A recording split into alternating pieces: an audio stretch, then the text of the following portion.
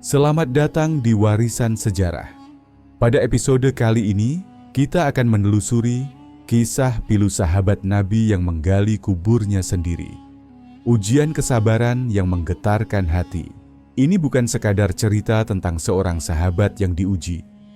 Ini adalah perjalanan batin seorang pemimpin besar yang memilih keheningan akhirat dibanding gemerlap dunia.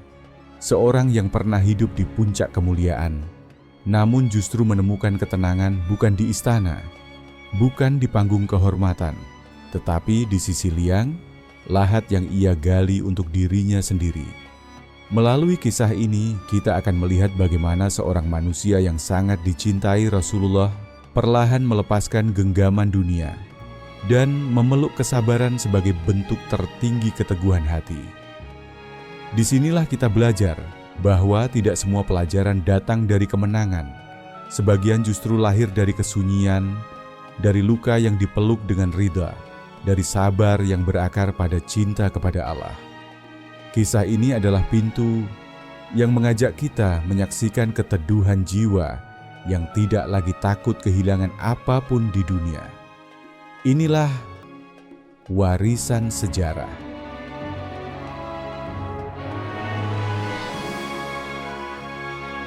Di Makkah, sebelum cahaya kenabian menyinari jazirah Arab, nama Utsman bin Affan telah dikenal sebagai salah satu pemuda paling terhormat di kalangan Quraisy. Ia lahir dalam keluarga terpandang dari Bani Umayyah, keturunan langsung dari para pemuka Makkah yang disegani. Pedagang kaya, sopan santun lembut, tutur kata halus, wajah bercahaya. Semua orang mengenalnya sebagai sosok yang sudah sempurna menurut standar dunia. Seakan-akan tak ada satupun kekurangan yang bisa membuat hidupnya terasa sepi.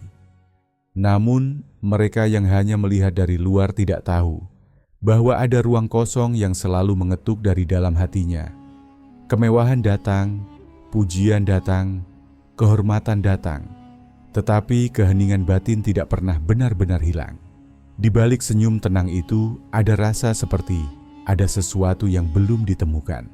Dalam banyak riwayat, Utsman adalah sosok yang sangat lembut, mudah tersentuh, bahkan sebelum ia mengenal Islam. Tetapi kelembutan yang sama membuatnya lebih peka pada kehampaan diri, pada sesuatu yang tidak bisa dibeli dengan kekayaan, tidak bisa diisi oleh popularitas, dan tidak bisa ditutup dengan sanjungan. Di saat banyak pemuda Quraisy mengejar kesenangan, Utsman justru lebih sering menyendiri merenungi kehidupan. Ia sering bertanya dalam batin, apakah hidup hanya tentang dihormati? Mengapa hati terasa seperti mencari sesuatu yang tidak terlihat? Jika semua ini adalah puncak kemuliaan, mengapa masih terasa sepi? Suatu malam, ketika perjalanan dagangnya telah membawanya kembali ke Makkah, ia melewati jalur perbukitan yang sunyi. Angin bertiup lembut, namun hatinya justru terasa berat. Ia menghentikan untanya, menatap langit yang penuh bintang. Di tengah kesunyian itu, muncul sebuah rasa yang sulit ia jelaskan. Seperti ada sesuatu yang memanggil, namun belum menyatakan diri. Itulah momen pertama ia merasakan bahwa sesuatu dalam hidupnya akan berubah. Bukan dari kehilangan harta, bukan dari kegagalan dunia, tetapi dari sebuah getaran halus dalam jiwa, kebutuhan akan kebenaran, bukan sekadar kemuliaan. Sampai suatu ketika, ia mendengar kabar yang mengusik seluruh lapisan Makkah. Seorang dari keturunan Bani Hashim, bernama Muhammad bin Abdullah, mulai membawa ajaran baru, menyeru kepada keesaan Tuhan, menyeru pada kehidupan setelah mati, menyeru pada pertanggungjawaban di hadapan Sang Pencipta. Sebagian orang menolak mentah-mentah, sebagian mengejek, sebagian merasa terancam. Namun bagi Utsman, kabar itu bukan sekadar berita, melainkan undangan batin. Ada rasa penasaran yang tidak sekadar ingin mengetahui isi ajaran, tetapi ingin mengetahui mengapa dirinya seakan merasa ditarik untuk mendengarnya. Ia belum mengenal Islam, ia belum bertemu Nabi, namun jiwanya seperti sudah mengenali kebenaran sebelum telinga mendengar penjelasan apapun. Dan di sanalah perjalanan batinnya akan bermula. Bukan dari kekurangan, tetapi dari pencarian. Bukan dari keterpaksaan, tetapi dari panggilan hati.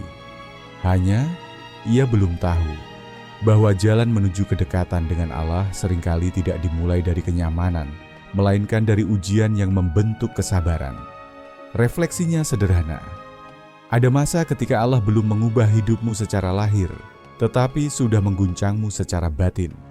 Utsman belum tahu Islam, namun hatinya sudah mulai disiapkan untuk menemui kebenaran. Berita tentang dakwah Muhammad bin Abdullah semakin luas dibicarakan di Makkah. Bagi sebagian orang, kabar itu terasa seperti ancaman. Namun bagi sebagian lainnya, yang batinnya sedang mencari sesuatu, kabar itu seperti pintu yang diketuk dari dalam. Dan Utsman adalah salah satunya. Beberapa hari setelah pertama kali mendengar nama ajaran baru itu, ia bertemu dengan Abu Bakar Asy-Syiddiq, sahabat dekatnya sejak lama.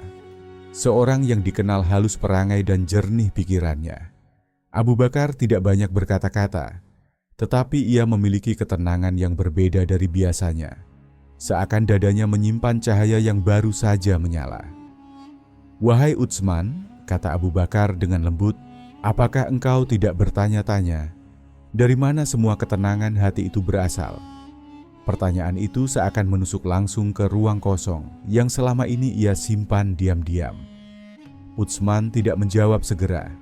Ia hanya terdiam, lalu menunduk. Ada rasa seperti pintu yang baru dibuka, perlahan, tanpa paksaan. Abu Bakar lalu bercerita, bukan dengan suara lantang, tetapi seperti seseorang yang sedang menyampaikan kebenaran yang ia sendiri telah rasakan sebelum menjelaskannya. Ia menyebut nama Muhammad bin Abdullah sebagai utusan Allah. Ia menceritakan ajakan untuk menyembah hanya satu Tuhan, hidup dengan hati yang bersandar padanya, dan ganjaran akhirat bagi mereka yang memilih jalannya. Utsman tidak langsung berkata, "Aku percaya," tetapi batinnya luluh.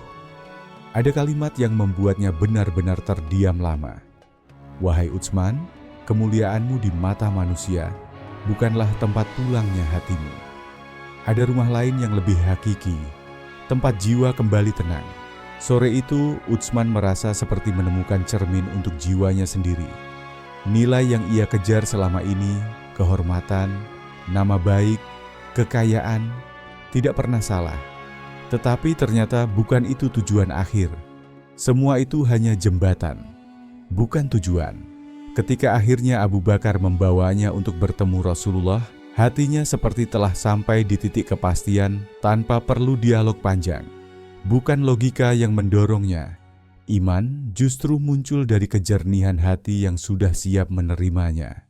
Di hadapan Nabi, Utsman merasakan sesuatu yang tidak pernah ia temui sebelumnya. Bukan wibawa bangsawan, bukan kekuatan kata-kata, tetapi kelembutan yang menenangkan. Seakan jiwanya sudah mengenal beliau jauh sebelum pandangan bertemu. Tak banyak yang diucapkan, tak banyak perdebatan, tak ada paksaan, tak ada bujukan materi. Hanya cahaya yang menyentuh ruang paling sunyi dari hatinya. Maka hari itu, Utsman bin Affan mengucapkan syahadat, dan dengan itu sebuah pintu baru terbuka. Pintu yang akan membawanya bukan hanya pada kemuliaan akhirat, tetapi juga pada rangkaian ujian yang menguji seberapa kuat ia menggenggam kebenaran itu. Sejak saat itu pula, hidupnya berbalik arah. Jika dulu ia dicintai masyarakat karena status dan keturunan, kini sebagian mereka memandangnya dengan curiga. Jika dulu ia dimuliakan karena kekayaannya, kini ia mulai dipandang aneh, hanya karena keyakinannya. Namun anehnya, hati yang dulu terasa kosong, kini mulai terasa penuh. Refleksi modul ini sederhana namun dalam. Ada kalanya Allah tidak langsung mengubah hidup seseorang melalui ujian, tetapi melalui ketenangan yang tidak bisa lagi ia temukan kecuali padanya. Utsman mungkin baru memulai langkahnya di jalan Islam, namun hatinya telah menemukan rumahnya. Keislaman Utsman tidak berlangsung dalam ruang yang sunyi. Ia hidup di tengah kaum bangsawan Quraisy. Setiap pilihan keyakinan bukan hanya urusan pribadi, tetapi juga menyentuh harga diri keluarga besar. Jika seorang budak masuk Islam, mereka mencemooh. Tetapi jika seorang pemuda bangsawan, kaya, terhormat, dari lini utama Bani Umayyah memilih mengikuti ajaran Rasulullah, itu dianggap penghinaan. Dan dari sinilah ujian pertamanya dimulai. Utsman yang dulu dipanggil dengan penuh hormat, mulai dipanggil dengan nada ketidaksetujuan. Teguran halus berubah menjadi cibiran, cibiran berubah menjadi tekanan. Mengapa engkau mengikuti ajaran Muhammad? Bukankah engkau memiliki kedudukan terhormat di Makkah? Apa yang kurang dalam hidupmu? Begitulah kata-kata yang terus menghampirinya. Namun ujian yang paling menggores hati bukan dari orang luar, melainkan dari keluarganya sendiri. Paman terdekatnya, Al-Hakam bin Abi Al-Ash, merasa sangat marah. Bagi mereka, keputusan Utsman adalah noda dalam kehormatan kabilah. Ia sempat dipenjara di rumahnya sendiri, disekap agar kembali pada ajaran nenek moyang. Bukan kekerasan yang dipaksakan, tetapi tekanan batin yang menguras jiwa. Engkau memalukan keluarga, engkau mengkhianati adat. Pada masa itu, status sosial adalah segalanya. Bahkan kebenaran pun bisa dianggap salah bila ia bertentangan dengan kehormatan suku. Namun justru di ruang inilah kesabaran Utsman mulai dibentuk. Ia tidak beradu hujah, ia tidak membentak, ia tidak menentang dengan suara tinggi.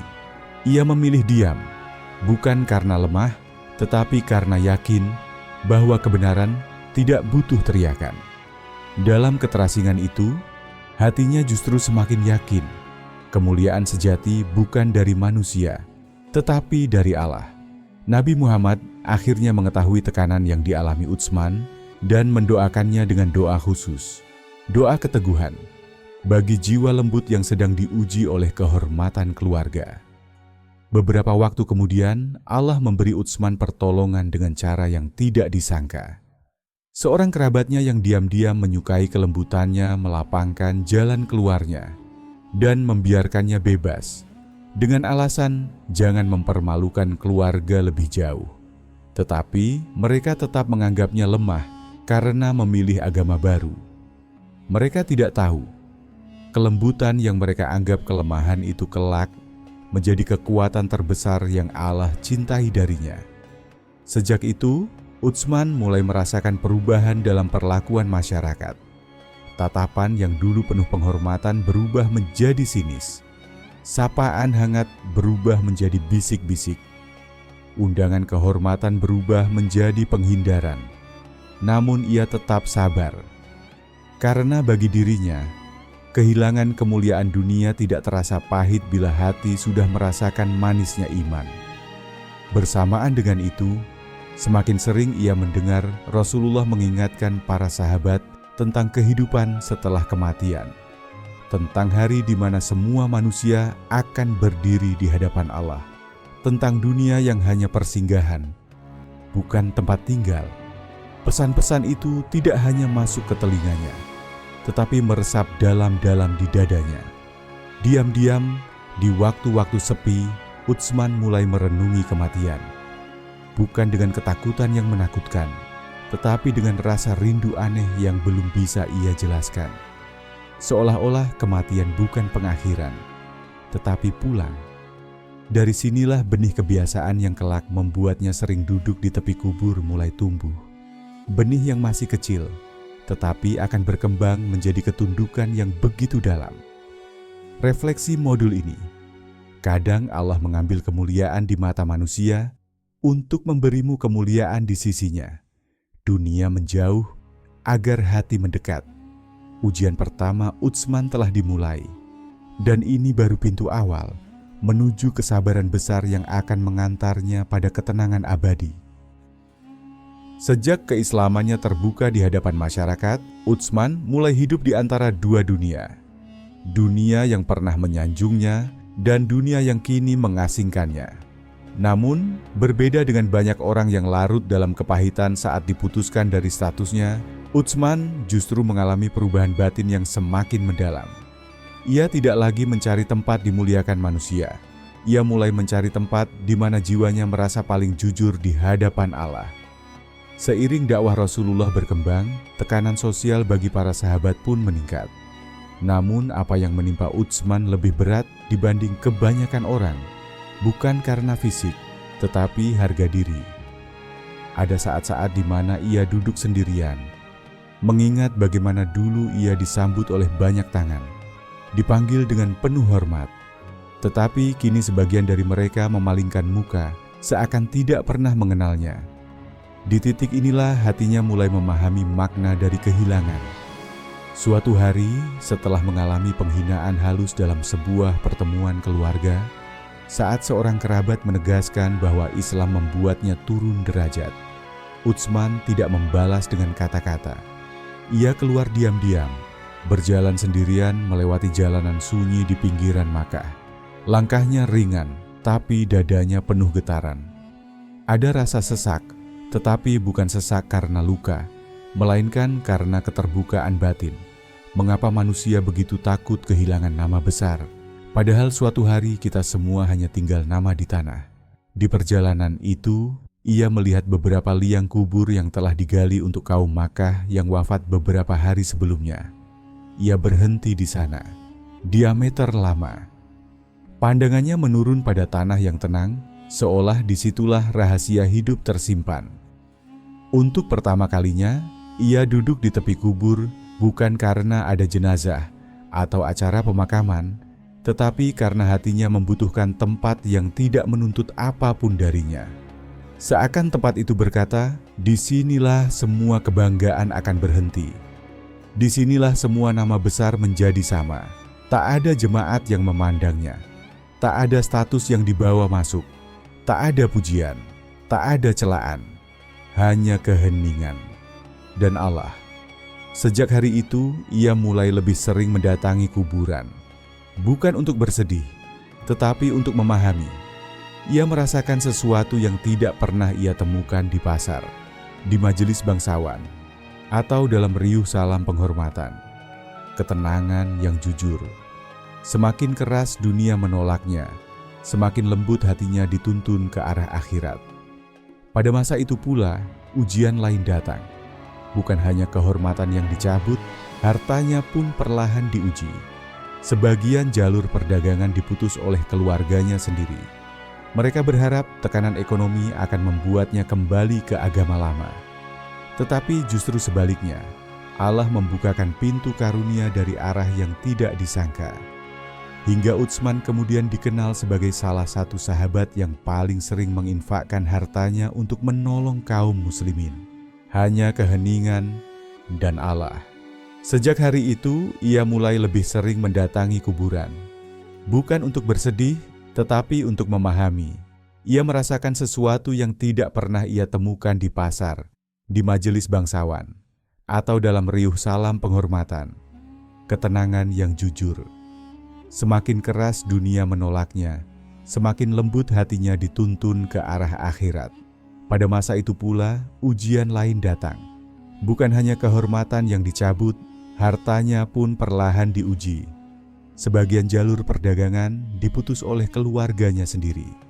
Mereka berharap tekanan ekonomi akan membuatnya kembali ke agama lama.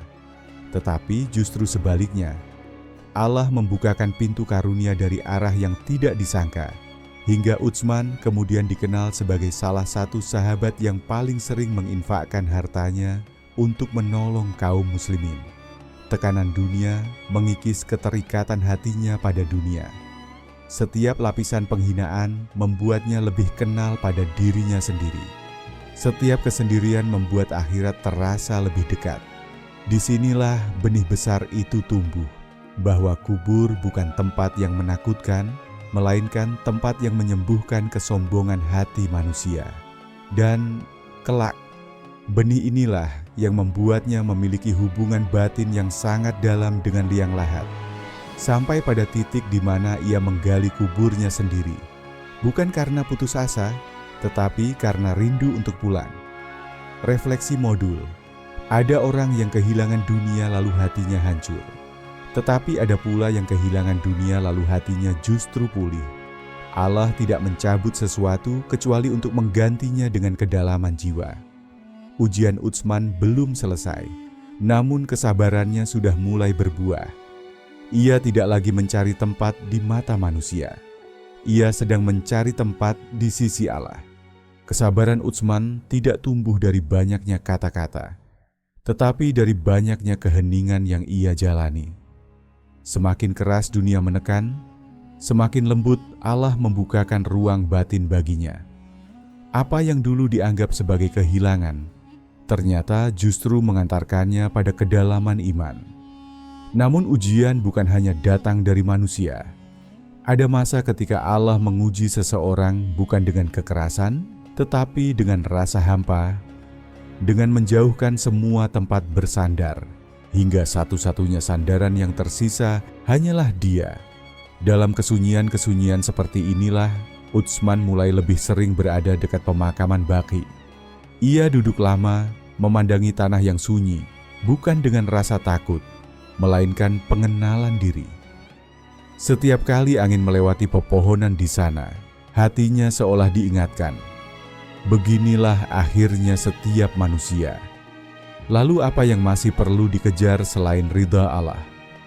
Suatu hari, setelah selesai menyertai Rasulullah menghadiri pemakaman seorang muslim, beliau masih berdiri di dekat kubur ketika para sahabat lain perlahan meninggalkan tempat itu. Beberapa saat kemudian, Nabi mendapati Utsman masih berdiri, wajahnya tunduk, matanya mulai berkaca-kaca. "Wahai Utsman," sabda Rasulullah dengan suara lembut, "apa yang membuatmu menangis?" Dan jawaban itu kelak menjadi salah satu ciri terbesar kepribadian beliau.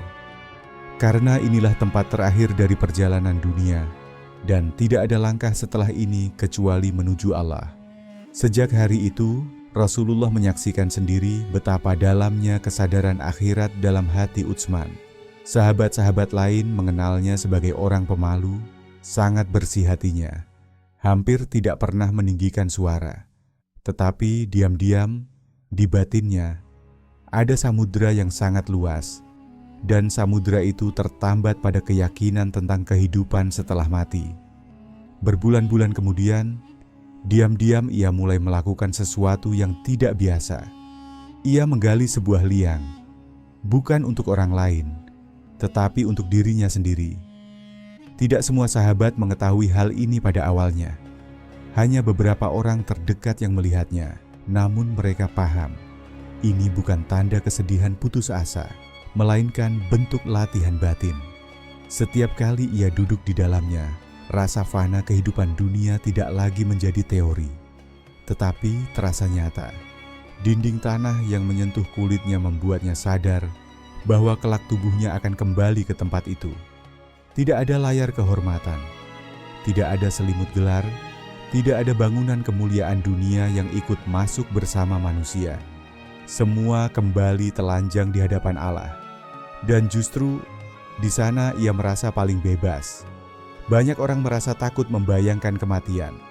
Tetapi bagi Utsman, duduk di dalam liang lahat adalah cara untuk menemui dirinya yang paling jujur. Diri tanpa pujian, diri tanpa pandangan manusia, diri yang hanya bersandar kepada Rabb-Nya. Apa yang ia lakukan mungkin terlihat sunyi, tetapi disitulah kedalaman rohaninya tumbuh. Kesabaran yang tampak lembut dari luar ternyata bersumber dari keberanian menghadapi sesuatu yang paling ditakuti manusia, akhir hidup. Perlahan, kebiasaan ini menjadi ciri yang dikenal para sahabat. Jika orang lain menenangkan diri dengan pergi ke tempat indah, Utsman menenangkan diri dengan kembali kepada pengingat kematian. Karena baginya, ketenangan sejati bukan datang dari apa yang kita miliki, tetapi dari apa yang kita lepaskan. Refleksi, ada orang yang mencari ketenangan dalam penghargaan, ada yang mencarinya dalam kekuasaan, tetapi ada pula yang mencarinya di tempat manusia paling enggan untuk datang, di hadapan kematian, tempat kejujuran terakhir. Pada titik inilah Utsman telah menjadi pribadi yang tidak lagi terikat pada dunia. Maka ketika nanti ujian terakhir hidupnya datang, ia sudah siap. Bukan dengan kekuatan tangan, tetapi dengan keteguhan hati. Kesabaran bukan sekadar kemampuan menahan diri. Ia adalah keteguhan hati untuk tetap memilih Allah. bahkan ketika dunia perlahan menjauh. Dan pada diri Utsman, kesabaran itu mencapai puncaknya bukan di masa mudanya, tetapi di masa ketika beliau menjadi pemimpin umat.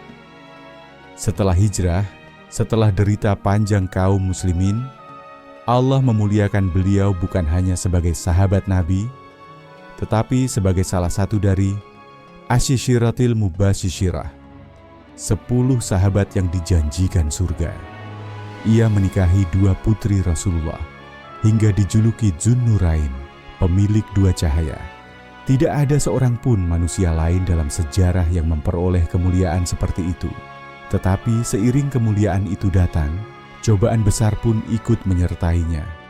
Menjadi khalifah berarti memikul beban umat. Fitnah besar muncul setelah wafatnya Umar bin Khattab, dan Utsman berada di tengah badai. Bukan lagi hanya ditentang oleh kaum musyrikin, tetapi difitnah oleh orang-orang yang mengaku muslim, namun hatinya tergelincir oleh kedengkian dan dunia. Tetapi yang paling menggetarkan bukanlah fitnah-fitnah yang diarahkan kepadanya, melainkan bagaimana beliau menyikapinya. Saat sebagian sahabat menawarkan diri untuk memerangi pemberontak, beliau berkata dengan suara yang tenang namun tegas, "Aku tidak ingin setetes darah pun tumpah karena diriku." Itulah puncak kesabarannya. Ia mampu berperang, tetapi ia memilih menahan diri. Ia mampu bertahan, tetapi ia memilih ridha. Ia mampu menyelamatkan kedudukan, tetapi ia lebih memilih keselamatan akhirat. Di saat dunia menjadi bising, beliau kembali kepada sesuatu yang sejak lama menjadi ruang keheningan hatinya, kematian. Ia sering berkata kepada orang-orang yang dekat dengannya, "Jika kalian melihat aku menangis di kubur, bukan karena takut mati, tetapi karena setelah ini hanya ada perjumpaan dengan Allah." Pada hari-hari terakhir hidupnya, beliau bangkit bukan dengan amarah, tetapi dengan ketenangan yang lahir dari keyakinan. Di tengah rumah yang dikepung fitnah, beliau tetap memperbanyak tilawah Al-Quran, seakan hatinya sudah lebih dulu hidup di alam yang tenang, bukan di tengah gemuruh dunia. Mereka yang membencinya mengira mereka telah mencabut kehormatannya, padahal yang mereka cabut hanyalah kedudukan lahiriah, bukan cahaya batin. Karena kemuliaan yang Allah simpan tidak membutuhkan saksi manusia. Dan ketika akhirnya ia wafat dalam keadaan sabar, dunia menyadari bahwa ketabahan itu bukan kelemahan, tetapi ketinggian jiwa. Sesudah kepergiannya, sebagian sahabat sering berkata, "Jika engkau ingin mengingat akhirat, lihatlah Utsman." Karena kehidupannya adalah cermin, bahwa orang yang paling lembut hatinya bisa menjadi orang yang paling kukuh di hadapan ujian. Kesabarannya bukan kebiasaan, tetapi hasil dari perjalanan batin yang panjang. Dari kemuliaan dunia menuju kemuliaan akhirat, dari pengakuan manusia menuju pengakuan Allah, dari ketergantungan pada status menuju keteguhan jiwa, dan liang lahat yang dulu ia gali untuk dirinya sendiri, menjadi simbol bahwa ia sudah berdamai dengan kepulangan jauh sebelum ajal tiba. Refleksi orang yang mengingat akhirat bukan sedang menunggu kematian. Mereka sedang belajar mencintai kehidupan yang sesungguhnya. Pada akhirnya, kisah Utsman mengajarkan bahwa kesabaran bukanlah diam yang lemah, tetapi ketenangan yang lahir dari keyakinan kuat. Dunia dapat mengambil kedudukan, harta, dan pujian, tetapi tidak pernah bisa menyentuh hati yang telah berlabuh kepada Allah.